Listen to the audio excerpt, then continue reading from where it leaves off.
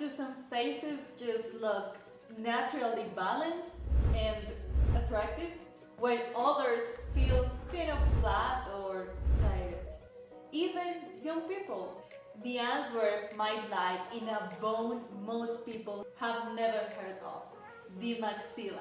I am Juliet, and in this video we'll talk about what the maxilla is, what happens when it doesn't grow forward enough, why modern life is making this worse for all of us, and most importantly, how you can start solving it naturally and safely. So the maxilla is your upper jaw, but it's more than just where your feet sit. It supports your cheekbones, your nose, your eyes, your upper lip. When it doesn't grow forward and upward, you get a short maxilla, and that can make your face look flat, tired, or aged, even if you're still young. Most of the time, it starts in childhood. Mouth breathing, bottle feeding, thumb sucking, poor tongue posture, soft processed food. But here's the deeper truth. Modern society is making our faces collapse. We live passive lives. We chew less, we move less, we spend hours on mobiles, in terrible posture, and faces that used to be strong and defined now are weak, narrow, and underdeveloped. You just have to look at old pictures to see the difference. But this isn't only about looks. A short maxilla also means less space for your tongue, a narrower airway, mouth breathing, tension in your jaw, poor sleep, snoring, even sleep apnea in some cases.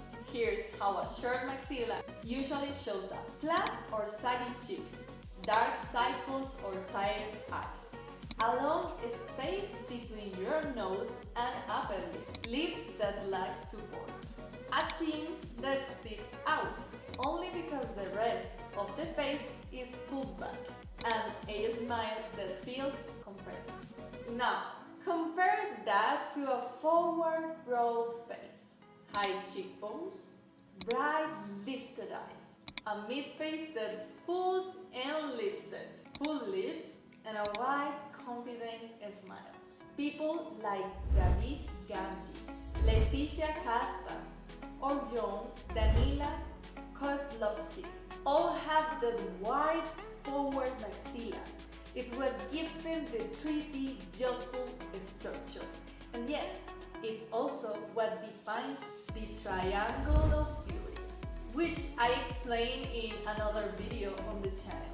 There's no better way to understand this than through contrast. So I brought two real cases of people who showed clear signs of a flat face, and who, after applying what we teach in the Mewing that world course, saw powerful change in their facial structure. Nikitos already had a defined jaw, but his mid-face looked recessed from the side. After months of consistent intraoral pulling techniques, his cheekbones lift, his maxilla projected forward, and his smile became fuller and more balanced. Bayan is another clear example.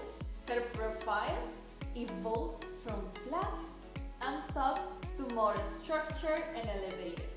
Even her neck posture improved, giving her a strong and more youthful appearance. These aren't extreme transformations. They are natural, structural improvements that come from activating your own potential.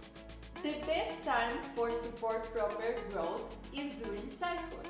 But that doesn't mean that adults are helpless. You can retrain your tongue to rest on your palate. You can improve your breathing patterns, and you can explore natural interoral face pulling techniques like the ones that are taught at Mewing World course. This is based on osteopathic principles, using only your hands.